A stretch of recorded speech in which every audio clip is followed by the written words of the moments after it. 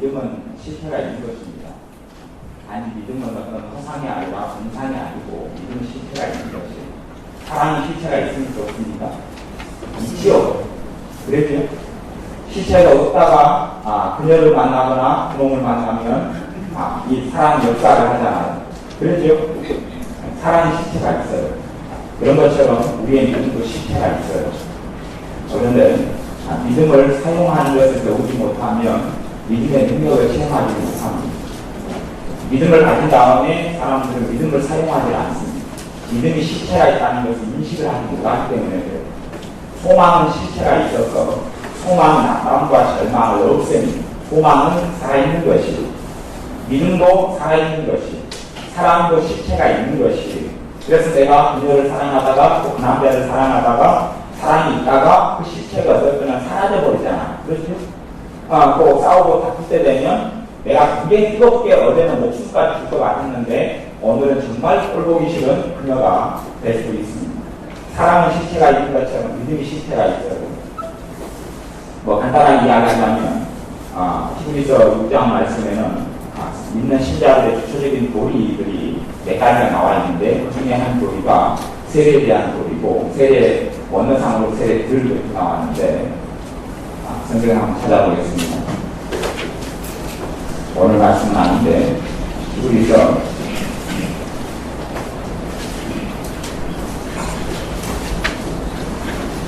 6장 야고보서 앞에 있죠. 히브리서 6장 2절 말씀. 그리고 교회 복음에 신앙의 기초적인 도리들이 4개가 나와 있습니다. 그러므로 6장 1절 2절. 그러므로 우리가 그리스도의 초보를 버리고 복음이죠. 복음의 초보를 버리고 그 말은 던져버리다 그 말이 아니고 초보는 기초죠. 기초 위에 이제 기초를 더 쌓지 말고 기초 위에 더 높은 건물들을 쌓아라 그런 이야기에서 버리고라는 것을 사용합니다. 죽은 행실을 회개함과 기초가 뭐라고요? 더 이상 배우지 않아도 항상 우리가 하고 있어야 하는 기도의 내용이 회개기도. 그래서 신자들의 삶 속에 하나님께 돌아오는 우리 주 예수님께 돌아오는 회심이 있고 회심을 통하여 우리는 구원을 받습니다. 회심이 있고 그 다음에 날마다 하나님 말씀 따라 살지 못하는 것을 회개하는 것이 있고 신자가 해야 될 기본적인 것이 그래서 그것을 신학적으로는 성화의 회개다 그렇게 이야기하는 것이 구원의 회개가 아니라 성화의 회개 주님을 닮기 위해서 또한 우리의 삶에 죄를 놓고 회개하는 것 이러한 회개에 대한 도리 죽은 행실을 회개함 하나님 기뻐하지 않는 것이 죽은 행실이라고 하는데 그것을 회개하는 것이 우리의 기초의 도리고 몸의 체화가 되어야 될 것이에요. 얼마 전에 여러분이 운동 다시 하셨잖아요. 운동을 가르치셨고 또 여러분이 배우시면 반드시 운동을 다이어트라든지 아니면 그런 댄스라든지 어떤 걸 하려면 반드시 여러분이 운동을 할 때 원리가 있어요. 원리가 있죠? 그 원리를 여러분 체화를 시켜야지 그것에 있어서 효과를 볼 수가 있어요. 그러니까 앞에서 설명하는 강사는 운동의 원리를 가지고 자꾸 이야기합니다. 근데 어리석은 사람은 원리를 배우지 않고 흉내만 내려버립니다. 맨 처음에 흉내로 시작하지만 모방으로 시작하지만 손을 어떻게 해야지 손에 근육이 빠지고 아니면 살이 빠지고 옆을 어떻게 움직이고 힘을 어떻게 움직여야지 어떻게 되는구나 하는 것이 체화가 돼야 됩니다. 그런 것처럼 하나님 말씀의 신앙의 원리도 믿음의 원리도 체화를 시키려면 배워야 됩니다. 응답을 모르죠. 배워야 돼요. 여러분의 기억 속에 담아두어야 됩니다. 여러분의 머릿속에 외워야 돼요. 그 외울 때에 성령께서 외우고 마음속에 담아둔 것이 생각나게 하시는 것이지 외우지 않으면 하나님께서 외우는 것을 대신해 주실 것이다. 아니면 성령님께서 대신해 주실 것이다 하는 것은 큰 착각입니다. 절대 그렇게 되지 않아요. 신앙의 기초적인 도리가 회개하는 것이구나. 내가 우리 삶의 매일에 살아가면서 주님 앞에 섰을 때 회개부터 시작하는 것이 참으로 좋은 경건의 훈련이구나 하는 것을 염두에 두어야 합니다. 두 번째 도리가 하나님에 대한 신앙이다. 그랬습니다.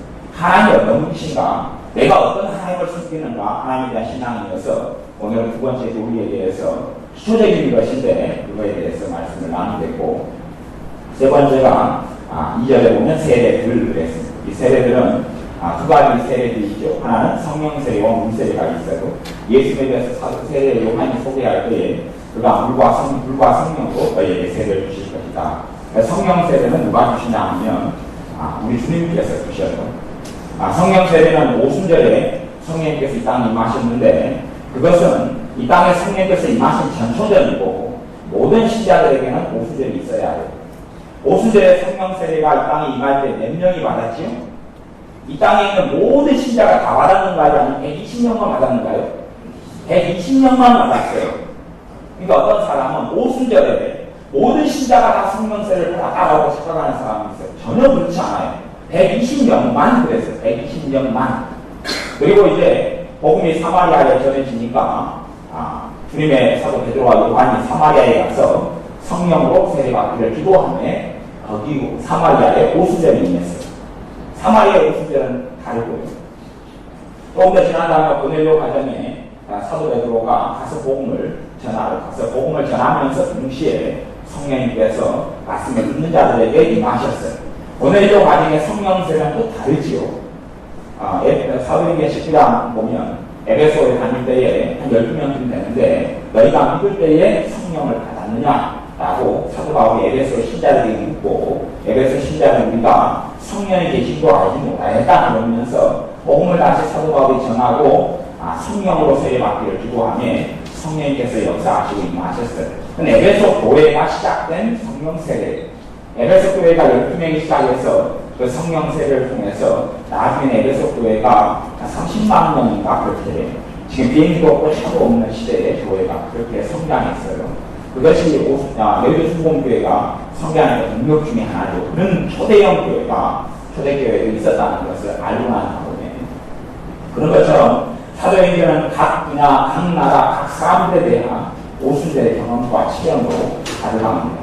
그렇기 때문에 아직 사도행전 2장의 오순절이 그때 당시 오순절로 이론으로 끝나는 게 아니라 여러분의 오순절을 체험하셔야 되고 그리고 내가 오순절을 체험해서 그 은혜를 까먹고 약해졌거나 소멸되었으면 다시금 에베소 5장 18절 말씀대로 오직 성령 충만을 받으라 하는 성령 충만을 받아야 합니다. 성령의 역사가 없으면 우리는 신자답게 살지 못합니다. 성령이 없는 삶은 열매를 얻지 못합니다. 성령이 역사하지 않는데 내가 사랑의 삶을 살지 못합니다. 성령의 첫 번째 열매가 사랑이지요. 내 힘으로 사랑하려고 해봐야 자꾸 넘어지고 내 힘으로 용서하려고 해봐야 한계에 부딪히게 됩니다. 물론 용서에 대한 책임은 100% 나에게 있고 사랑에 대한 책임은 100% 나에게 있지만 내 힘으로 가능하지 않기 때문에 주님께서 내가 이 땅을 떠나가는 게 너에게 유익이다. 내가 떠나가면 누구를 보내겠다고 말씀합니까? 떠나는 보혜사를 보내겠다. 그분은 진리의 영이다. 그분이 너희와 함께하고 너희를 가르치고 너희를 죄에 대하여 의에 대하여 심판에 대하여 깨닫게 하고 알리시겠다. 그분이 오셔서 내 것을 가지고 너희에게 전하고 알리겠다 말씀하시고 내 육체를 가지고 제자들이 너희와 함께 있는 것보다 내가 떠나가는 고 내가 이 땅에 없고 성령님께서 오시는 것이 너희에게 유익이다 하고 말씀하셨어요. 신자의 삶은 성령님의 역사하심이 없습니다. 단지 성령님은 흥분으로 역사하시거나 어떤 감정이나 아니면 단순한 위안이 되는 게 아니라 그분은 살아계신 하나님이시 인격이신 하나님이셔요. 우리 주 예수님도 인격이신 하나님이시 인격이신 아들 하나님이시고 우리의 구주예요. 그렇기 때문에 진실로 내가 예수님을 찾는 사람에게는 주님께서 응답하시는 것을 믿으셔야 해요. 그분은 아니 우상이거나 아니 말 못하는 자판기거나 그래서 내가 자판기 버튼을 누르면 커피가 나오듯이 그냥 그렇게 이용할 수 있는 분이 아니고 살아계신 하나님이시죠. 인격이신 분이고 그런 의미에서 우리가 하나님을 정확하게 알고 만나야 될 필요가 있습니다. 그래서 세례들은 두 가지 세례, 하나 성령 세례하고 또 하나는 물 세례. 성령 세례는 주님이 이 땅에 오실 때까지 계속 이어져야 될 하나님의 역사예요. 그 세례를 하는 그래서 세례들의 도리가 그리스도의 축복라고 하는 것이죠. 그 다음에 이제 도리가 2절 세례들과 안수가 나오죠. 기초의 도리가 안수예요. 근데 안수는 여러분이 생각하기에 뭐 손을 목사님이나 목회자가 얹고 기도하는 것만 안수라고 생각하는데 그렇게 정말 단순하진 않아요. 안수를 통해서 이 사마리아 같은 경우는 성령님께서 임하시고 성령 세례가 나왔어요. 근데 안수를 통해서 임파테이션 성령의 역사가 흘러가는 부분이 있어요. 항상 그렇지 않지만 또 안수를 통해서 이 모세가 여호수아에게 안수함에 지혜의 신, 지혜의 성령님이 임하셔서 여호수아가 그의 사역을 감당했다고 이야기하고, 또한 사무엘 선지자가 이 사울 왕에게 기름을 붓고 안수했을 때 사울 왕이 사무엘 선지자에게 떠나가서 집 밖에 나가서 걸어갈 때에 성령님께서 임하셔서 새 마음과 새 사람이 되었다고 성경에 기록되어 있는 걸 여러분이 아실 거예요.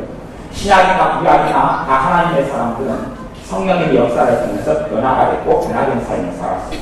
다 성령의 역사가 없어서 하나님의 사람 살지 못했어요.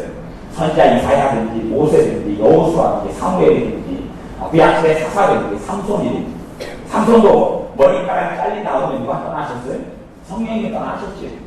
그것이 신자들의 삶이었어요. 물론 오순절 이후에는 성령이 떠나시지 않지만, 그러나 동일하게 역사하시지 않는 것만은 사실이 안 떠나시지만 삼손 같은 경우가 생기면 성령님께서 역사를 하지 않아요. 그래서 너희는 성령을 손대지 말라. 성령님의 역사하심이 제한을 성령을 근심케 하지 말라. 그렇게 성경이 이야기하고 있습니다. 믿음을 사용하는 것에 대해 제가 약간 이야기하고 있어요. 안수에 대해서 신자들은 하나님의 자녀의 권세를 가지고 있어요. 그 권세를 내가 가지고 있는데 어떻게 사용할 것이냐 하는 것이, 그것이 믿음을 사용하는 것들의 하나예요. 여러분이 기도할 때도 믿음을 사용하는 사람은 기도의 열매가 틀립니다. 믿음을 사용하지 않고 기도하는 사람은 어리석은 사람이 되어져요. 조지밀러 목사님 같은 경우 5만 번 기도자를 받았다고 그랬죠. 그러면 5만 번이면 평생을 100년을 살면 몇십이에요? 35,500일이죠. 365가지 되지 않아요. 그러면 주로 그분이 50년 정도 기도 생활을 하셨다고 보면 거의 하루에 한 3번 이상씩 정확한 기도응답을 받았다는 것이에요. 근데 그분의 기도응답의 비결은 가만히 신앙 속에 조지밀러에 대한 전기들을 여러 번들을 다 위해서 제가 읽어보면, 물론 공통적으로 비밀은 성경 말씀이 있었다고 나와요. 그래서 우리는 흉내를 냅니다. 성경 말씀을 똑같이 읽고 주장하고 그리고 하려고 해요. 근데 조지밀러 목사님은 말씀을 믿음을 통해 사용하는 걸 본 사람이기 때문에 우리가 단순히 흉내낸다 해서 그런 결과가 나타나지 않아요. 성경 충만도 있어야 되고 말씀을 믿음으로 사용하는 것도 있어야 되는데 조지밀러 목사님 같은 열매를 거둘 수 있어요. 누구든지 그렇습니다. 저나 여러분도 그분이 아주 다른 사람으로 태어났기 때문에, 화성인이나 금성인이 태어났기 때문에 그런 게 아니라 우리하고 성경이 똑같은 사람이라는 것을 우리가 알고 있습니다. 엘리야 선지자에 대해서 야고보서 말씀에 그는 우리와 성전이 같다. 약점도 같고 결점도 같고 이런 연약한 것도 똑같다고 이야기합니다. 그래서 안수에 대해서 믿음을 사용하는 것을 이야기하자면 신자가 하나님의 자녀의 권세를 가지고 있어요.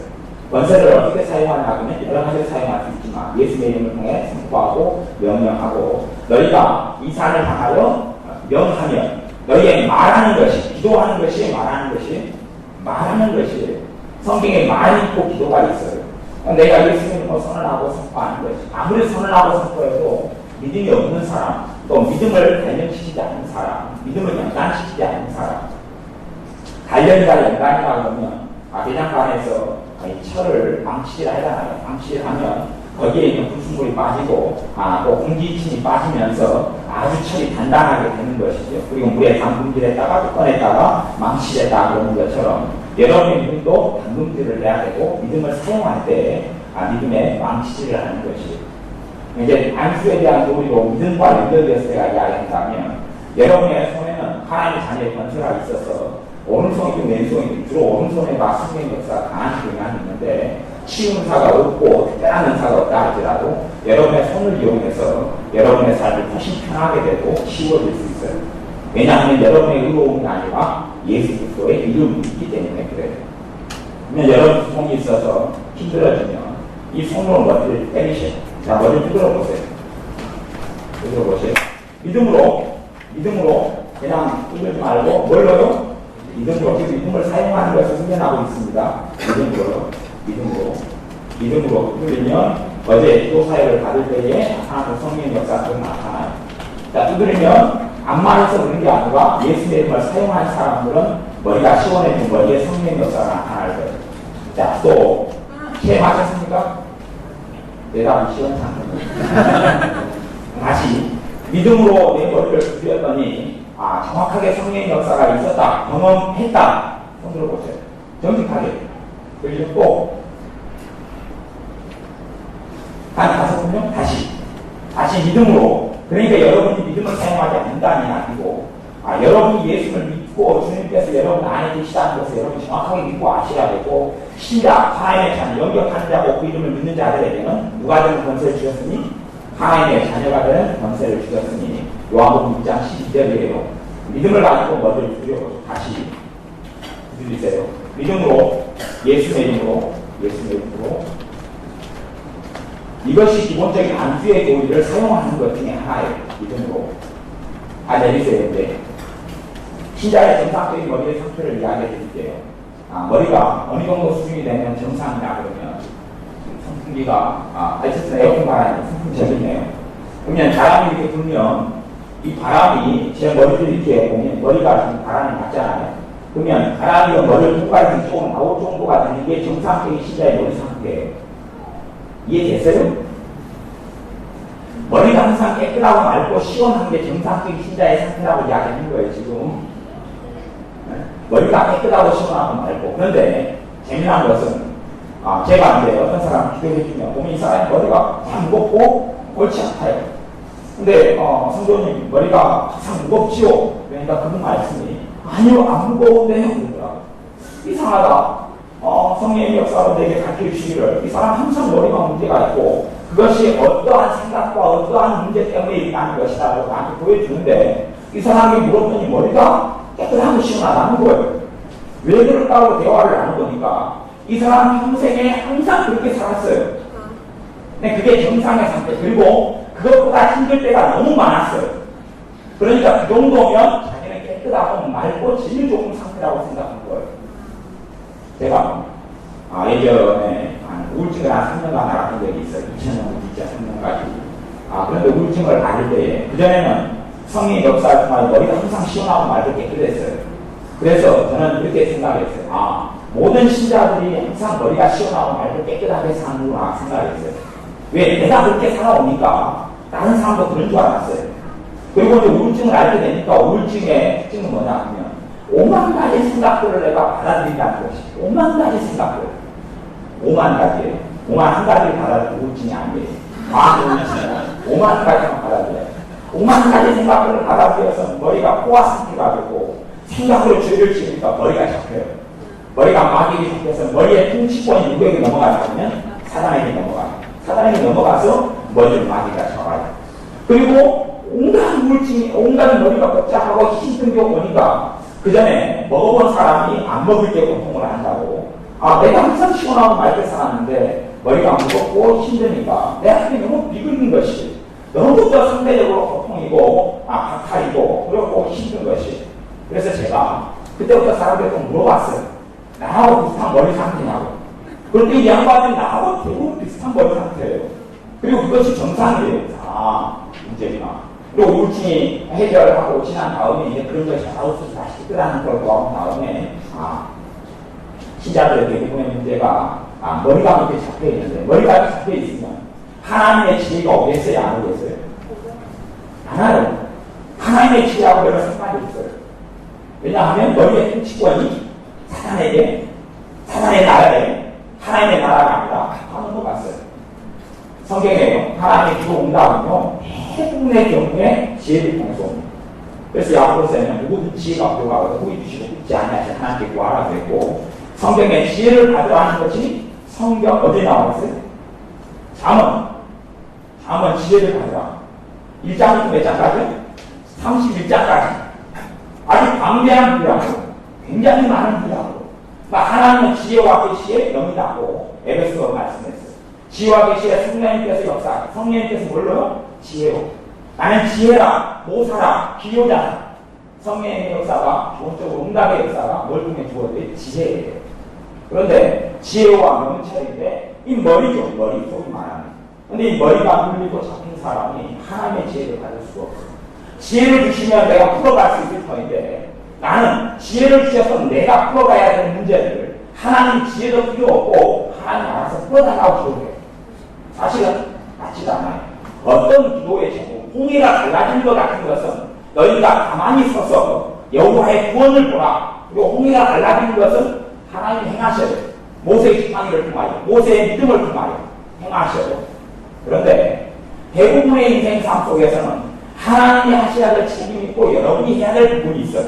그렇기 때문에 하나님의 기도응답이 지혜로운 경우가 많아요. 그러나 머리가 잡히고 눌린 사람들은 지혜로우지 않아요. 자, 머리를 눌려서 머리가 맑고 시원하게 된 사람이 있어요. 그리고 안 그런 사람이 있어요. 안 그런 이유를 가르쳐드릴게요. 회개하지 않았기 때문에 그래요. 뭘 회개하지 않았냐면 머리로 생각으로 지은 죄를 회개를 해야 돼요. 그래야지 머리에 지금 누가 역사해요? 악한 영, 사단의 역사가 역사하기 때문에 신자의 정상적인 상태를 누리지 못해요. 믿음을 사용해도 죄가 있는 한은 사탄이 역사하고 그리고 열매를 거두지 못해요. 이제 속으로 생각으로 지은 죄를 회개하겠습니다. 속으로 생각으로 내가 지은 죄를 회개합니다. 내 생각으로 연민한 것을 회개합니다. 생각으로 두려워하고 절망한 것을 회개합니다. 이제 됐습니다. 자, 이제 예수의 이름으로 부끄럽니다. 다시 시작. 예수의 이름으로 생각으로 지은 죄를 내가 회개합니다. 이 머리가 주님의 것입니다. 이 머리가 주님의 것입니다. 내 머리를 주님 맑게 해주시고 깨끗하게 해주시고 시원하게 해주고 예수의 이름으로 기도합니다. 아멘. 네, 됐습니다. 자, 손들어 보십시오. 머리가 성령 역사가 조금이든지 많게든지 나타나고 머리가 찌릿찌릿해지거나 머리가 시원하게 되어 있는 사람 손들어 보십시오. 아까보다는 이제 많죠. 안 되는 사람도 있을 줄 압니다. 이게 기본적으로 뭘 사용하는 거냐? 믿음을 사용하는 거예요. 하나님의 자녀는 여러분이 자녀예요. 여러분이. 사역자를 기다리고 목회자를 기다리는 문제가 아니라 여러분의 신처와 하나님과 일대의 관계에 있어서 여러분이 100% 책임을 지셔야 돼요. 그런데 머리가 무겁고 맑으면, 무겁고 고통스럽고 힘들면 주님 도와주옵소서, 내 머리를 맑게 해주옵소서. 응답 있어요? 없어요? 없어요. 주님이 내 이름을 너희에게 맡겼지 않느냐? 너희가 내 이름으로 구하라 그러면 내가 시행하리라 했지 않느냐? 너가 내가 다 주었는데 자식에게 자식이 뭔가를 학용품을 사야 돼요. 만 원이면 충분해요. 아빠가 만 원을 줬어요. 이제 이 만 원을 가진 다음에 자식 오토바이 넣은 다음에 아빠 학용품 사줘요. 공책 사줘요. 아빠가 돈 주었잖아. 아니요, 그거 종이 닦지 말고요. 학용품 사줘요. 근데 아빠가 네가 세상을 모르는구나. 돈 맛을 모르는구나. 그럴 거예요. 우리가 예수님의 이름으로 사상과 싸워야 될 것은 누구의 책임이다고요? 여러분의 책임이에요. 주님이 마귀와 싸우질 않아요. 너희가 믿음을 굳게 하여 마귀를 대적하라. 그리하면 너희를 뭐 하리라? 피하리라. 마귀를 대적하라. 그리하면 너희를 피하리라. 그래요. 사단의 역사를 좀 모르면 어떻게 싸워요?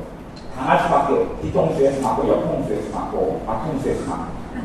머리가 공격을 많이 당하니까 머리로 생각을 통해서 지은죄들을 회개하면서 머리를 잡고 해야 돼. 이게 습관적으로 생각으로 지을 수 있기 때문에 습관적으로 한 번 두드린다고 깨끗하게 잠깐은 되지만 또 여러분이 돌아서서 온갖 작동산으로 머릿속에 끌어들이면 다시 머리가 그렇게 될 거예요. 그러나 싸우기 시작하면 지금보다 훨씬 더 머리가 깨끗해지고 맑아지고 그 다음에 하나님이 주신 지혜와 아이디어가 명쾌히 생각하고 집중력이 생겨나고 공부하는 사람은 공부의 효율이 2배 이상 좋아져요. 머리가 눌리고 막힌 사람은 공부는 열심히 하죠. 시험장에 시험 보러 갑니다. 현상이 나타나요. 멈춰있는 현상. 어제까지 열심히 공부했는데 근데 그 문제를 공부했는데 어느 생각이 안 나는 거예요. 이런 현상이 나타나요. 그리고 공부를 열심히 했는데 내가 얼마 전에 뭘 외웠더라, 뭘 보았더라, 무슨 책을 보았더라가 생각이 안 나요.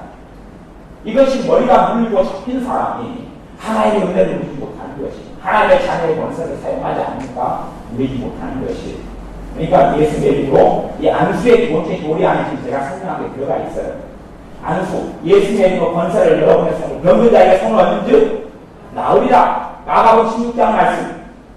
믿는 자들에게 이런 표정이 따르니 너희가 사방을 말하며 내 이름으로 귀신 쫓아내며 무슨 복을, 독사를, 그리고 이제 병든 자에게 손을 얹은 즉 나으리라. 병든 자에게 손을 얹은 나으리라는 말씀도 여러분이 그 말씀을 반복을 해요. 속으로 병든 자에게 손을 얹은 나으리라. 믿는 자가 병든 자에게 손을 얹은 나으리라. 물론 다른 사람을 멀리 있는 사람을 내가 기도해 줄 수는 없어서 최소한 내 가족은 내가 해줄 수 있잖아. 그렇죠?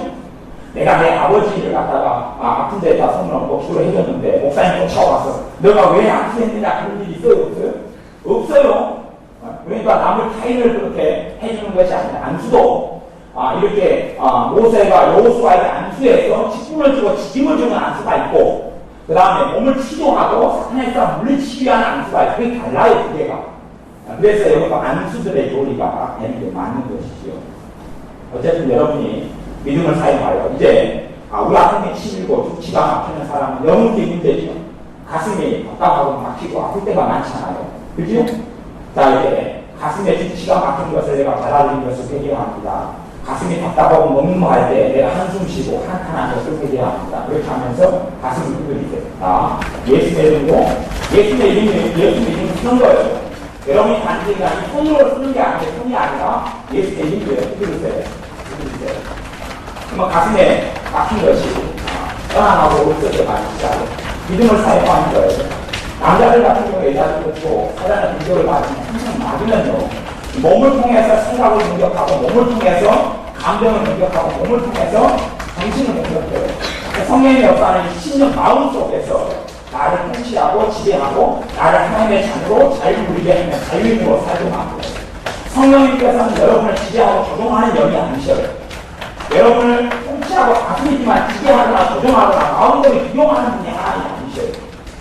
그래서 정말 신자는 자유를 누리고 삽니다. 정말 신자는 모든 것을 할 수 있는 그것을 누리고 살아가야 됩니다.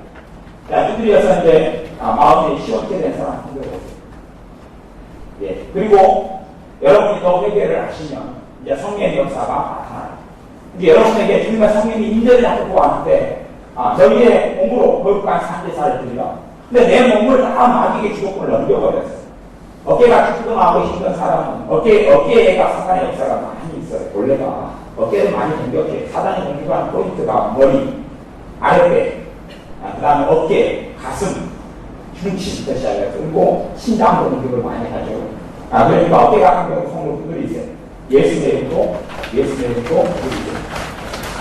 이거 소위 말하면 제가 표현하자면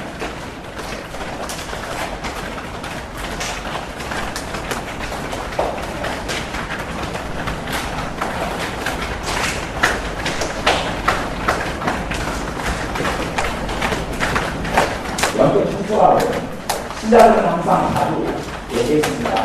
이게 여러분이 좀 부족한 사람은 영적 청소를 하고 기도를 하면 기도문이 쉽게 열리는데 이 부분을 다 기도로 떼우려고 해요. 기도로 떼우려면 무슨 일이 벌어지냐 하면 땅을 파면 홈이라든지 삽이라든지 꽃갱이라든지 포크렌으로 파야 되는데 땅을 파는데 손으로 이러고 있어요. 그럼 손톱만 상하고 손톱은 매니큐어가 벗겨지고 뭐 그렇지만 그리고 딴 거 안 파져요. 그런 것처럼 사단의 공격과 역사를 받았는데 기도로 푸는 사람이 있어요. 물론 기도로 해서 끈기 있게 풀면 한 30분 정도 되면 몸이 이제 시원해지면서 성령 역사가 나타나고 기도가 잘 되기 시작해요. 근데 30분 동안은 미치고 한다고 생각하고 있는 것이죠. 그리고 그 과정을 통과하고 넘어가는 사람이 50% 미만이에요. 그러니까 사단의 공격을 받아버리면 기도하면서 바로 죽혀버려요. 물려버려요. 멍해져버리고 생각이 안 나고 내가 뭘 기도하고 있지? 기도하고 있다가 내가 얼마 전에 무슨 기도를 하고 있는 거야. 내 입에서 무슨 말이 나오고 있지? 그러니까 사단이 많이 믿는 사람은 실제로 뭐 장기적인 기도를 할 때는 몰라도 단기적인 기도에는 방언의 기도는 별로 이렇게 효용성이 별로 떨어져요. 장기적인 기도는 아주 효과가 좋지만 장기적으로는 방언으로 그냥 비몽 사몽만 하고 5시간 뭐 3시간 해버리면 성인 역사가 나타나고 은혜가 회복되고 그러는데 단기적으로 방언은 한 10분 한다, 15분 하는 것은 그런 열매나 효과가 없어요. 우리말 기도가 그때는 치고 좋지요. 어쨌든 여러분이 기도하기 전에 성령의 시원한 역사가 없다 하다 그러면 영적 청소를 하고 난 다음에 기도하는 게 좋아요. 또 심지어 잠잘 때도 영적 청소를 하고 난 다음에 잠을 자면 여러분 주무시기 전에 뭐 해요? 발 씻고 세수하고 화장 지우고 그러잖아. 잠을 입고 준비해서 자지요. 그런 것처럼 내가 하루 중에 여러 가지 영적인 죄를 짓고 주님 앞에서 의심하고 탄식하고 온갖 쓰레기 작동산이 받아들이고 살았을 거 아니에요. 그러면 최소한 그런 부분을 깊이 있게 회개하지 못한다 할지라도 그것 때문에 사탄의 공격을 여러분이 받게 되어져요. 마귀가 공격하고 여러분이 틈을 주게 되죠. 그런 부분이 간단하게 처리할 수 있는 것이 여러분의 믿음 사용하는 훈련이에요. 또 예수의 이름으로 여러분이 쓰다 보면 이제 감을 잡아요. 믿음이라는 게 실제이고 믿음을 사용한다는 건 무엇인지 알기 시작해요. 그리고 삶 속에서 단지 그때만이 아니라 여러분이 기도할 때 믿음을 사용해서 단지 여러분이 이곳에 있는데 기도하면서 누구 앞에 서서 기도해요? 주님 앞에. 주님 앞에 여러분이 믿음으로 나오게 돼요. 단지 예배당이나 장소의 문제가 아니라 주님 앞에 나와서 기도하게 돼요. 그러면 주님께서 주시는 응답이나 열매가 풀리고 성령의 감동이 풀려져요. 하지만 믿음을 사용하지 않고 기도하는 사람은 기도하고 있는데 하나님은 너무나 먼 분이에요. 하나님은 너무나 멀리 떨어져 있고 하나님을 내가 도무지 이해도 못하겠고 내가 지금 무슨 일을 하고 있는지 감도 안 보잖아요. 내가 지금 무슨 헛소리를 하고 있을까? 내가 광신자가 되어야 하는 게 아닐까? 내가 이렇게 기도한다고 무슨 열매가 있을까? 믿음을 사용하지 않기 때문에 그렇게 되어지고 그런 식으로 30분 머물고 1시간 머물러서 열매를 거두지 못해요. 기도할 때 뭘 사용해야 돼요? 믿음을 사용해야 돼요. 믿음을 사용하는 게 뭐예요? 주님이 내 기도를 듣고 있다. 그리고 마음속에 마음 먹고 기도하는 거예요. 주님이 내 기도에 응답하신다. 이게 믿음을 사용하는 거예요. 그게 성경에 있는 진리잖아요. 믿음을 사용하는 것이 주님이 나와 함께 계신다. 믿음을 사용하면서 기도하는 것이 대부분의 사람들이 믿음이라는 시체로 없다고 생각하게 돼요. 그런 사람은 히브리서 11장을 믿음장을 진지하게 좀 많이 읽어보세요. 많이 읽어보세요. 에녹이라는 사람이 이 땅에서 죽지 않는 무덤이 없이 산채로 하나님의 나라 천국에 들어간 사람이죠. 에녹에 대해서도 그가 믿음으로 이 땅에서 하나님이 데려가셨다고 했어요. 누구의 믿음이요? 하나님의 믿음이요? 에녹의 믿음이요? 에녹의 믿음. 모세가 믿음으로 살았고 또 사라도 나이가 90살이 되어서 단산해서 여자로서 할머니가 되어버렸는데 해상할 능력을 얻었는데 무엇을 통해서 얻었다고 했어요? 믿음으로. 누구의 믿음요? 사라의 믿음. 하나님 약속했어요. 너가 이맘때에 아들을 낳으리라. 두 가지 중에 하나 선택해야 돼. 이건 운명이 아닙니다. 사라가 믿으면 해산할 잉태할 힘을 얻고 믿지 않으면 힘을 얻지 못하는 것이에요. 이스라엘 백성이 430년 동안 애굽에서 종살이를 했어요. 그 종살이라는 이유는 아브라함 때문에 했어요. 창세기 이런 걸 자세히 읽어보세요. 그러면 하나님께서 아브라함 후손에게 팔레스틴을 주신다고 했어요. 이 아브라함이 내가 어떻게 하면 믿을 수 있겠습니까? 너가 내게 제사를 지내라. 그러면서 제사에서 아브라함이 하나님의 시험에 떨어졌어요. 그리고 하나님의 두려움이 마음에서 하나님의 말씀이 너의 종이 애굽에서 그렇게 오랫동안 종살이하게 될 것이다 라고 하나님이 선언하셨어요. 그리고 그것 때문에 아브라함의 그 신앙과 아브라함의 잘못된 제사 때문에 이 자손들이 하나님의 징계 속에 오랫동안 살게 되었어요. 아브라함의 불신앙과 믿음 없음 때문에 그래요. 이것이 아브라함은 믿음과 불신앙과 왔다 갔다 하는 삶이에요. 그리고 어찌됐든 믿음의 조상으로 우리 앞에 서 있어요. 그런 것처럼 우리가 하나님의 말씀을 믿으면 그 열매를 거두게 되고 하나님의 말씀을 믿지 않으면 열매를 거두지 못해요. 이제 안수라든지 여러 가지 도리나 하나님의 말씀을 그 믿음을 사용하는 것을 안수는 기본적인 것이지만 여러분의 삶 속에 믿음을 사용하는 것을 꼭 배우셔야 돼요. 찬양을 할 때 찬양은 좀 믿음을 사용하는 것 같아요. 찬양은 누구 앞에서 하는 것 같아요? 주님 앞에서 하는 것 같지요. 그러니까 성령의 역사가 나타나는 것이. 기도할 때는 주님 앞에서 하는 것 같지 않지요. 아무 생각 없잖아요. 그러니까 성령의 역사가 동일한 역사가 없어요. 우리가 모여서 말씀을 전하고 말씀을 듣고 있고 사실 이 시간이 어찌되었든 예배의 시간이에요. 주님께서 경배받는 시간이 아니 우리가 드러나는 자리는 아니에요. 그러면 여러분이 믿음을 통해서 주님 앞에 서 있고 저도 주님 앞에 서 있는다는 것을 믿고 알면 저나 여러분이나 성령의 역사하심과 시원케 하심과 새롭게 하심과 주님의 높은 사랑과 은혜 속에 들게 되었어요. 하지만 주님을 얻고 여러분과 저밖에 없는 시간이라면 별로 주님과 상관없는 시간이고 주님의 은혜 속에 드는 것과는 상관이 없어요. 믿음을 여러분이 사용하셔야 해요. 믿음은 무엇이 있어요? 실체가 있습니다. 믿음은 실체가 있어요. 그 실체를 가지고 사용한 사람은 믿음이 없다는데 여러분이 태어날 때부터 오른팔을 받았어요. 그러면 이 오른손을 계속 사용해야 그 오른손의 기능이 나타나요. 어린아이가 딱 태어났으면 눈을 뜨지도 못할 정도로 눈의 눈동자가 맞춰지질 않아요. 눈을 받았는데 눈을 사용하지 않으니까 눈의 기능이 잠깐 동안은 며칠 동안 정상적이지 않아요. 그러다가 시간이 흘러가면서 눈에 초점이 맞고 눈이 이제 보게 되고 알게 되는 것처럼 손도 없고 발도 기능을 못하고 그래서 정상적으로 사람처럼 살지는 못해요. 그러다가 발을 사용하고 손을 사용하면서 정상적인 기능을 찾아가는 것처럼 여러분 예수를 믿는 믿음을 받았는데 그 믿음을 사용하지 않고 묵혀두고 썩혀두면 한 달란트 받은 악한 종처럼 되어져요. 그리고 믿음을 통해 아무런 결실을 거두지 못해요. 한 달란트 받은 종이 한 달란트를 어디에 숨겨두었습니까? 땅콩 묻었죠? 묻었어요. 한 달란트를 따지면 얼마쯤 되냐면 돈으로 따지면 한 달란트 6천 데나리온이에요. 6천 데나리온은 하루에 일하는 것이 일하는 값이 한 데나리온인데 하루에 일하는 것이 한 10만 원이라고 치면 6천 데나리온은 얼마 되겠어요? 6억. 그죠? 6억이에요. 6억. 그리고 하루에 5만 원을 받으면 6천이니까 5 곱하기 6천이니까 5, 30, 3억이래요. 3억이나 5억이나 6억을 땅값 묻어둔 것이 그 이자만 놔도 얼마나 나타나는데 그러니까 주님이 뭐 달라고 해요? 이자 달라고 그러면 은행에 놔뒀다가 이자라도 적게 했을 것인데 너희 땅속에 묻어놨다고 해요. 여러분이 받은 것은 예수를 믿는 보배로운 믿음이에요. 여러분의 믿음을 통해서 예수의 이름을 사용해요. 기도도 예수의 이름으로 기도하는 것이에요. 여러분이 하잖아. 그 기도를 대기균을 마실 때면 예수의 이름으로 기도합니다. 아멘 그래요. 근데 그것은 이미 주문으로 주술로 변한 지 오래됐죠. 하나님은 똑같고 정말 예수의 이름은 우리가 생각한 것보다 훨씬 더 큰 가치가 있어요. 예수의 이름으로 우리가 예수의 이름으로 기도합니다. 안 해도 미국 사람들은 그냥 마지막에 지저스 같은 예멘 그러거나 아니면 뭘 많이 지저스 예멘 그러거나 아니면 그냥 아멘 예멘 그러고 말아요.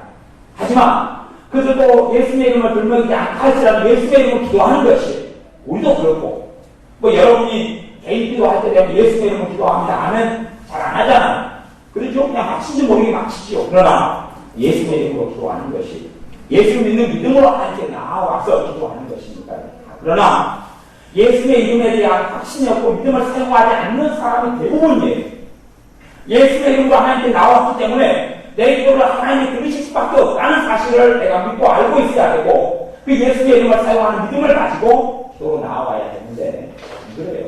그냥 주문이고 주술이고 아무런 의미가 없는 것처럼 나아가요. 이제 여러분의 삶 속에 믿음을 사용하는 것을 꼭 배우셔야 됩니다. 기도할 때 예수의 이름을 사용하는 것. 또 여러분의 몸이 힘들고 머리가 두통이고 머리가 아주 아프고 묵직하고 항상 그렇게 사는 사람들은 머리의 생각을 회개하면서 자꾸 머리를 두드리고 기도해야 돼요. 두드리는 것과 안 두드리는 것 하는 것 다른 차이예요. 여러분 경험하셔야 돼요. 두드리는 것과 안 두드리는 것 하는 것 다른 차이예요. 아주 틀려요 그냥. 그리고 이 목 같은 경우도 사람들이 제일 많이 받는 그게 목이 제일 중요한 신경계들이 다 있어가지고 우리 육체의 가장 중요한 부분을 사탄은 알아요. 그래서 약한 영들이 이 하수인 약한 영들을 공격을 해요. 근데 이 목을 예수의 이름으로 그냥 이렇게 만지는 것, 주무르는 것하고 예수의 이름으로 믿음을 사용하는 건 틀려요. 믿음을 안 사용하는 사람들은 믿음의 역사가 있겠어요? 없겠어요? 없어요. 땅 파할 때 숟가락으로 파는 거하고 똑같아요. 그러나 땅을 파져요. 이해되세요? 좀 힘들더라고요. 대신 조금 더 사용하면 손으로 파는 것을 호미로 바꾸게 돼요. 무기장착이죠. 그리고 파요. 믿음은 내가 약하고 쓰지 않는 사람이 강하지 않아요. 처음부터. 강하지 않아요. 어떤 사람은 포크레인으로 한번 긁어버릴 걸 여러분은 막 삽으로 계속 팔 수도 있어요. 하루 종일.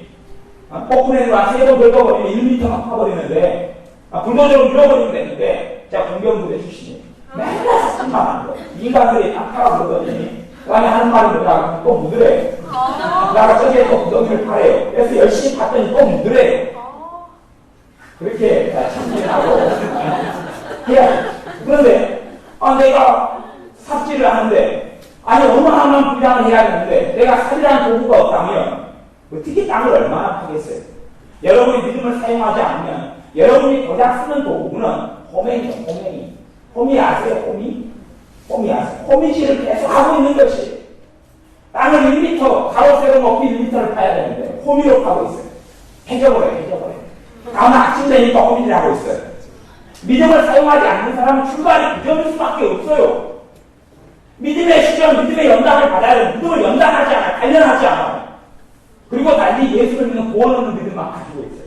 그것도 가지고 그림은 다양하게 가지고 있다가 그 다음에 시간이 흘러가고 내가 좀 문제가 생기고 죄를 짓게 되고 실패가 있고 절망이 있으면 정말 내가 하나님의 자식인가 그런 거 아닌가 이제 점점 이런 식으로 들어가서 주님이 날 낳으셨는지 안 낳으셨는지 내가 모르겠다 장담을 못하겠다 날 죽은 다음에 뚜껑을 열어봐야지 천국에 갈지 지옥에 갈지 알겠다 하는 단계로 들어가요.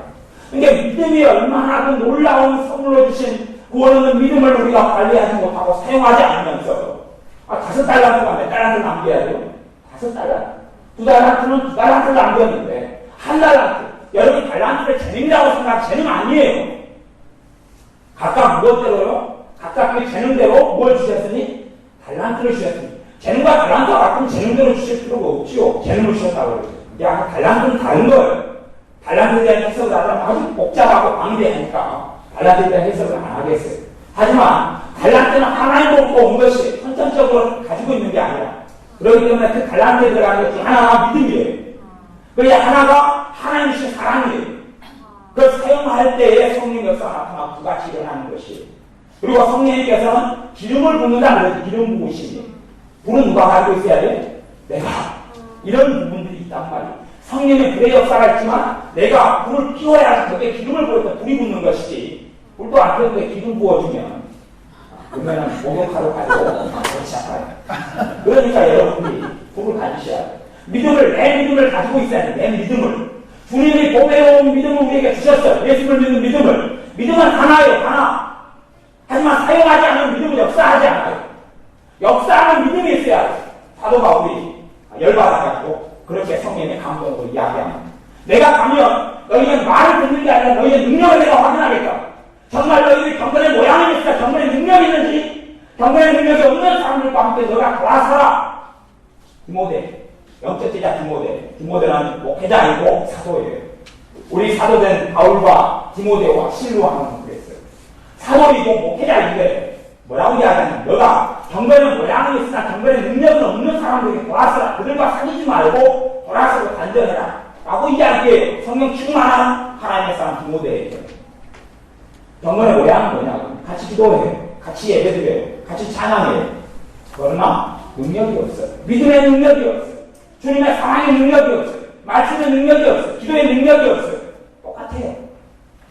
믿기 전이나 믿음이나 아무 차이가 없어요. 믿음을 사용하지 않는 것이 믿음이 살아있다는 것을 알지 못해요. 살아있는 산믿음이라고 그러는데 말씀도 살아있는데 말씀도 이제 종이짝에 불과하고 이론에 불과하고 지식에 불과하고 믿음도 지식에 불과한 사람들이 되었어요. 믿음을 사용하지 않는다. 믿음을 사용하는 것을 배우지 못하면 어리석어져요. 믿음을 사용하지 않으면 안 돼요. 여러분의 삶 속에 믿음을 사용해야 해요. 기도할 때 믿음을 사용해서 주님께서 내 앞에 계셔야 된단 말이에요. 성경 읽을 때 믿음을 사용해서 성경의 장소와 시간 속에 여러분이 들어가시면 좋아요. 사람들은 사라져버리고 사람들은 없어져버리고 주님 앞에 내가 서서 주의 말씀을 듣는 시간이 되면 달라져요. 내가 나를 변화시키려고 성경을 눌리고 받아들여서 섬겨야지 사랑해야지 기도해야지가 아니라 하나님은 말씀은 살아있는 운동력이 있어서 말씀이 내게 역사해서 기도하게 해줘요. 사랑하게 해줘요. 섬기게 해줘요. 그렇지 않은 사람은 내 짐은 쉽고 가벼움이라는 주의 말씀이 다 거짓말이고 사는 게 너무 힘들어요. 시간이 부족해요. 안 믿을 때 그때도 바빴는데 믿고 나니까 주일날 예배당에 가야 되죠. 셀모이 모여야 되죠. 직분도 있다고 감당하라 그러죠. 아니면 저녁에 기도해도 가야 되죠. 성경들이 해야 되죠. 또 퀴즈를 불전에 하시니까 퀴즈도 또 해야 되죠. 그전에도 바빴는데 그 다음에 얼마나 바빠요. 시간이 2배, 아니 1배 반 이상의 시간이 필요한데 이제 어떻게 살라는 이야기예요. 그전에 사는 것도 어려웠는데 믿고나 나오면 하지 말라는 건 얼마나 많고 하라는 것도 얼마나 많아요. 그렇죠? 그러면 그것을 믿기 전에 내 능력과 내 힘으로 한다면 그게 신앙생활이라고 착각한다면 정말로 어리석은 것이 정말로 어리석고 바보 멍청이에요. 그거 아니에요. 신앙생활은 주님이 내 죽은 쉽고 가벼움이니라 진리를 알지 진리가 너희를 자유케 하리라. 너희는 자유인이라. 너희가 종이었으나 이제는 주님 앞에 자유한 자라. 너는 자유자 자유자의 아들이라. 그렇게 말씀했어요. 그런데 자유 누리지 못하고 얽어주고 메어짐 속에 들어가요. 왜 그러냐 하면 성령 역사가 여기 없기 때문에. 다시 이야기, 성령 역사는 여러분의 행위나 의로움이나 기도 생활 때문이야. 기도하고 성령 역사는 불과 분류의 관계가 있어요. 근데 그거하고 다르게 성령님께서 여러분이 역사하시는 이유는 예수님 십자가 때문에 그래요. 예수님의 십자가 때문에 성령이 역사해요. 주님을 믿는 믿음으로 인하여 믿음을 사용하면 성령이 역사해요. 봐보세요. 여러분에게 자식이 있다고 쳐요. 첫째, 둘째가 있는데 첫째는 사람 무시해요. 괜찮고 지혜롭고 그리고 부모에게 자랑이 돼요. 둘째는 뭐든지 부정하고 실수하고 또 잘못하고 왕따당하고 공부도 못하고 바보 같아요. 남한테 이용당하고 속임당해요. 여러분이 부모의 입장이라면 누구에게 더 많은 관심이 있어요? 둘째지요. 둘째를 더 도와주고 싶죠. 둘째에게 더 힘을 주고 격려해주고 싶고 돌봐주고 싶잖아요. 왜 하나님은 그런 분이 아니라고 생각하냔 말이죠. 하나님도 그러한 부분이 있어요. 하나님의 자녀들에 대해서.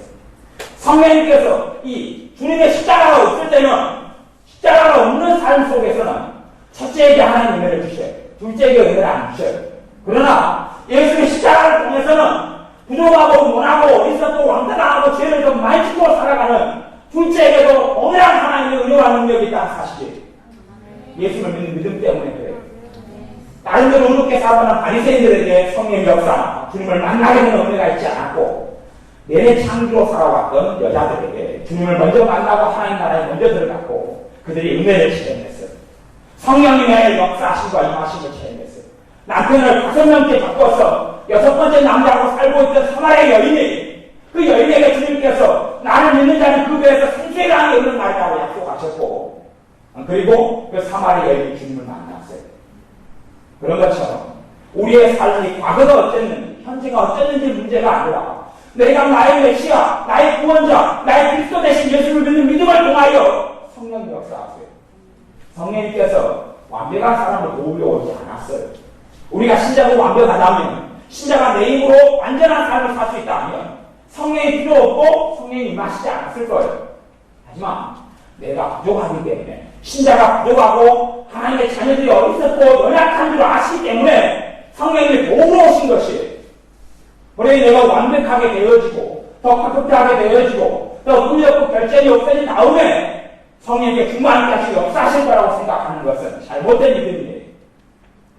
여러분이 은혜를 받았을 때 갈라디아 3장 13절에 보면 너희가 성령을 받은 것은 율법의 행위로냐 믿음으로냐 그랬어요. 믿음으로 성령님께서 갈라디아 교회들에게 임하셨다는 이야기예요. 지금도 동일해요. 성령 충만은 예수를 믿는 믿음을 통해서 받는 것이에요. 예수의 공로로 그분의 십자가에 피로 받는 것이, 여러분의 흐르신 피를 통해서 성령 역사가 임하는 것이.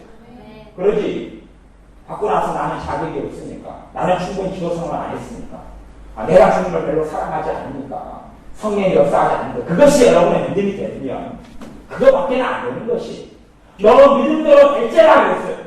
예수님이 없을 때, 구원자가 없을 때와 구원자가 있을 때는 전혀 달라요. 전혀 달라요. 그래 여러분들 성령의 역사도 믿음을 통해서, 예수를 믿는 믿음을 통해서 당겨와야 돼요. 천국은 침노하는 자가 빼앗는다고 했어요. 하나님의 나라의 것들은 내가 내 믿음을 통하여, 침노는 노략질이라는 별로 좋지 않은 단어를 주님이 사용하셨는데, 노략질에 침노하는 자가 하나님의 나라의 것들을 내가 빼앗아 오는 것이, 가져오는 것이, 하나님의 사랑을 기다리지 마세요. 내 믿음을 사용해서 하나님의 사랑을 내 것으로 받아들이라는 이야기예요. 받아들이기. 어떤 회개도 반복적인 회개를 하는 사람이 있어요. 물론 반복적인 회개는 굉장히 중요하고 필요해요. 그러니까 다른 이야기입니다. 다른 이야기. 어떤 다른 이야기냐면 내 삶에 어떤 사건이 있었다고 쳐요. 어떤 한 가지 사건이, 내가 요즘 계속 짓는 반복적인 죄 말고, 반복적인 감정 염려 말고, 그건 계속 하려 회개하는 것이 필요하지만, 내가 어떤 과거에 어떤 큰 실수를 했고 절망을 했어요. 낙담을 했고 잘못을 했어요. 근데 과거에 한 가지 사건이죠. 우리가 이걸 놓고 회개를 했어요, 안 했어요? 했지요. 그러다가 자고 일어나면 또 생각나요, 안 나요? 생각나죠. 그래서 또 회개하죠. 그 다음에 1년 지난 다음에 또 생각나죠. 내 삶이 안 풀리고 어려워지면 이 잘못, 이 결정, 이 문제 때문에 그렇구나라고 또 생각나잖아요. 이런 사람은 믿음이 점점 떨어져가요. 그런 식의 잘못은 한번 회개기도 하고 그 다음에는 주님 이것에 대한 나를 깨끗게 하시는 내가 믿습니다. 나를 용서하시는 믿습니다. 라고 고백해야 돼. 그래야 사탄의 역사가 끝나는 것이, 그래야 마귀 역사가 끝나는 것이고 내 믿음이 그 다음에 유지되어가고 믿음이 성장하고 믿음이 역사하는 힘이 있단 말이에요. 그런데 과거의 망령이 매일에 마귀를 만들어요. 이것이 변하지 않는 어떤 결정과 꿈과 단점과 실패와 악감거리를 가지고 평생 그것 때문에 하나님의 은혜를 받지 못할 거야. 그것 때문에 너가 하나님의 복을 받아도 복음밖에 받지 못할 거야 라고 했단 말이에요. 그리고 하나님도 용서하지 않을 거라고 끊임없이 해요. 그런데 이것은 이런 식의 회개는 믿음으로 회개를 해야 되는데 한 번에 끝내야 돼요. 한 판에 3년 전에 끊었던 일에 한 번에 회개를 끝내야 된단 말이에요. 한 번에 내가 어떤 사기꾼에게 어떤 사람에게 보증을 잘못 써거나 못해서 5천만 원이 날아가고 7천만 원이 날아가고 10이 날아갔다 그래도 한 번에 끝내야 된단 말이에요. 한 번에 끝내야 돼요. 그것이 끊임없이 내게 죄책감으로 남아있으면 내가 무슨 일을 하고 있냐면 주님의 십자가 대신 내가 내 삶의 죄의 짐을 내가 짊어지겠습니다. 내가 구원자의 자리에 들어서는 것이 내가 이 짐을 짊어지고 살아가겠습니다. 주님은 필요 없습니다. 그러는 것이 이 문제 또한 이 죄라는 이 덩어리에 주님의 십자가에 드는 이 죄를 감당할 능력이 없습니다라고 내가 주장하는 거예요. 주님의 육신은 이것을 해결할 정도가 아닙니다. 그래 나는 믿지 못하겠습니다. 그러는 것이 사실은. 그렇기 때문에 여러분들이 그러나 과거에 어떤 일이 벌어진 일에 대해서 주님께 넘겨드리고 용서를 받아들여야 돼요. 그때부터 하나님의 사랑이 여러분의 신령 속에 흘러가고 여러분 삶 속에 열매들이 맺히게 되는 하나님의 자녀로서 살아가는 일이 벌어져요. 여러분이 하나님의 자녀라는 걸 알고 봐보세요. 자식이 3년 전에 사고 쳐서 부엌에 불을 냈어요. 그래서 불이 이제 부엌이 올라가는 탓이에요. 그랬는데 엄마가 혼을 냈어요. 3년이 지났어요. 그 니네 공부 안 하냐? 공부 좀 해라고 혼을 냈어요. 그러니까 자식이 생각해, 엄마가 3년 전의 일을 마음속에 두고 있구나. 그것 때문에 걸려가지고 지금 나한테 이것까지 이야기하셨구나. 그래서 엄마한테 물어볼 거예요. 엄마, 3년 전에 부엌에 불낸 걸 없애주세요. 그러니까 이제 엄마가 얘가 좀 이상하다. 정신이 없어지는 것 같다. 더위 먹었는가 보나. 그래, 알았어. 그렇게 해줘요. 5년이 지났어요. 바꿔서 동생하고 막 치고하고 싸웠어요. 근데 이런 말이야. 형이 내가 동생 그렇게 할 수 있느냐? 그러니까 내가 무슨 생각이 5년 전에 그 부엌에 불낸 것을 주신 엄마가 뒤끝을 가지고 있구나. 그러니까 그때 용서를 들고 잘못해서 용서했다고 그랬는데 엄마 그 동생은 안 그랬구나. 이때를 기다렸구나. 그렇게 생각하는 거, 죄책감이 있는 거, 정죄감이 드니까 또 엄마에게 물어볼 거예요. 엄마! 동생하고 싸우고 말고 사실 엄마 5년 전에 부엌에 불낸 거에 대해서 내가 생각하고 있는데 엄마 용서해주세요. 그러니까 엄마가 얘 병원에 한번 데려가 봐야겠다. 왜 정신적인 방이 생겼다. 그럴까요? 안 그럴까요? 그렇겠지. 우리가 그렇게 살아가요. 무슨 일이 안 풀리니까 하나님의 3년 전에 그래가지고 가신 적이 있구나. 하나님도 뒷배됐네. 그래서 잘못했어요. 용서해주세요. 그러면 이 병원에 한번 가봐야 돼. 치료부터 좀 받고 와야 돼. 그런 다음에 똑바른 정신을 가지고 기도를 해라. 그러는 것이 사탄의 창소예요. 마귀는 여러분이 변화시킬 수 없는 과거를 붙잡고 여러분의 힘으로 정지하고 공격해요.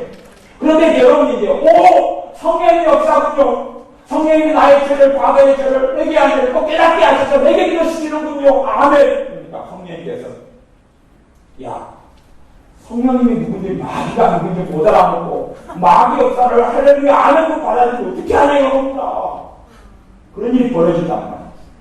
마귀의 성령님인지를 구별을 못하는 것이 정비와 창소. 어떤 게 생각나서 여러분의 마음이 무거워지고 또한 마음에 큰 무거운 짐이 되면 그건 여러분의 아버지 하나님으로부터 여러분의 거룩하신 성령으로부터 오는 것이 아니란 말이에요. 그걸 짊어져버리면 그때부터 기도가 안 돼버려요. 마귀 역사를 마음에 받아들였잖아요. 마음의 진짜리에 그 안 좋은 마귀의 창소를 받아들여서 성령님께서 역사하지 못하게 만들었잖아요. 여러분 불신앙이란 말이죠. 그리고 마귀의 음성을 깨달아주고 안 하신 자에게 다음 성령이라고 착각합니다. 얼마나 큰 문제가 있어요. 속이기 쉽죠. 그래서 얘한테 사탕 줄게 따라오나 그러면 따라가는 것이죠. 그렇게 어렸을 때 되면 안 돼요. 다 깨닫고 뭔가를 제가 깨달아야 다 성령으로 오는 게 아니에요. 제가 깨달았을 때 성령께서 죄를 깨닫게 하시는 것은 나를 자유케만 해요. 가령 거짓말을 성령이 깨닫게 했잖아요. 그리고 거짓말을 깨닫게 하는 게 회개하면서 거짓말이 안 되는 능력이 나타난단 말이에요. 이해하시죠? 성령께서 죄를 깨닫게 하시는 것은 내가 그렇게 따라서 회개하고 고백하면 자유케 되기 시작한단 말이에요. 성령께서 죄를 깨닫게 하시는 것은 너 죄를 다해 너를 징계하고 너를 죽이고 멸망시키겠다는 것이 아니라 너 죄를 너의 주님께 가지고 나아가라는 것이 너의 문제와 결정과 간청과 어리석음과 죄를 십자가 앞에 가지고 나아가라는 것이 그것이 성령님의 역사예요. 그런데 마귀 역사는 너 죄를 너가 짊어져라. 너 죄에 대한 대가를 내가 치루어라 라고 요구하는 게 사탄의 역사고 마귀 역사예요. 그걸 받아들이면 우리는 비참하게 되어지고 우리가 기도하는 가운데 마귀가 그렇게 기도의 초반이나 중반전에 그 먹이를 준단 말이에요. 그렇게 낚시질을 해요.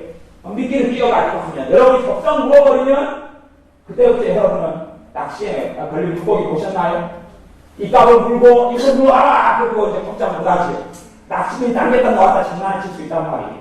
기도하는 게 아니라 이제 이미 이제 낚시바늘을 빼가지고 권장을 못하는 것이에요. 그리고 기도 생활이 끝나요. 참 마귀는 친절하죠. 끝난 다음에 낚시바늘을 빼주니까요. 집에 갔다 내가 생활하다가 기도할 때 되면 낚시바늘 한 번 더 물게 해주고 한 번 더 하면 계속 놀려버리는 것이에요. 그래야 계속 때리고 놀죠. 여러분의 삶 속에 사단의 참소를 받아는 어리석은 사람들이 말아야 해요. 기도할 때 믿음을 사용해서 주님께서 내 앞에 계시는 주님을 만나고 배워야 합니다. 믿음을 통해서 주님을 만나는 것이지 믿음 없이 주님을 만나지 못하면 내가 하나님의 자녀라는 믿음, 하나님께서 내 힘을 받으신다는 믿음, 하나님이 나와 함께 하신다는 믿음, 내가 하나님의 자식이라는 믿음, 그 믿음을 가지고 하나님 앞에서 기도해야 됩니다. 하나님이 나의 아버지 되신다는 믿음, 그 믿음을 잃어버리면 내 믿음은 어리석어질 뿐입니다. 이제 오늘 다른 말씀은 거의 지나갔고 이 말씀으로 마음을 지어야 되겠습니다만 여러분 이 시간에 기도하실 때에 믿음을 사용해서 주님 앞에 무릎을 꿇으십시오. 그리고 편하게 앉으셔서 기도하셔도 좋습니다. 또 믿음을 사용하셔서 내 과거의 망령을 십자가 앞에 가지고 나가십시오. 그래서 십자가 앞에 내려놓으십시오. 주님의 피가 내 마음을 씻기고 내 삶을 씻겨내릴 것입니다. 내 무거운 짐과 내 약점을 주님께 가지고 나가십시오. 주님께서 내 약점을 커버해 주기 시작하실 것입니다. 우리가 완벽한 사람이 되지 못함. 그러나 성령의 역사가 있으면 내가 참으로 내 지체로서의 기능을 하고 내가 주님께 영광을 돌릴 사람의 자리에 서게 되니 기도하겠습니다. 아버지 하나님, 우리가 살아가면서 내가 내 인생과 삶의 짐을 짊어지고 살아오는 어디서는 것을 고백하며 되게 합니다. 내가 내 짐을 짊어지는 게 아니라 내가 내 짐을 짊어지는 것은 주님을 모독하는 것이고 내 죄짐을 내가 주님을 믿는 자녀로 주님의 십자가 앞에 내놓습니다. 내 과거의 망령을 주님의 십자가 앞에 나를 여기시는 것 도열 앞에 내려놓습니다. 나의 거룩하신 주님 앞에 내려놓습니다. 그리하오니 내 과거의 망령과 내 결정과 내 어리석음과 틈과 약점을 주님 담당해 주옵소서. 나의 부족함을 주님께서 담당해 주옵소서. 나의 의사주 죄를 주님께 끊게 하옵소서. 내 인생과 삶의 부족한 점을 주님께서 주님의 피로 덮으시고 나를 부럽게 하옵소서. 이 시간에 우리가 기도할 때에 주님 앞에 믿음으로 나아가 기도하오니 주님을 배우는 시간 되게 하옵소서. 예수님의 이름으로 기도하옵나이다. 아멘.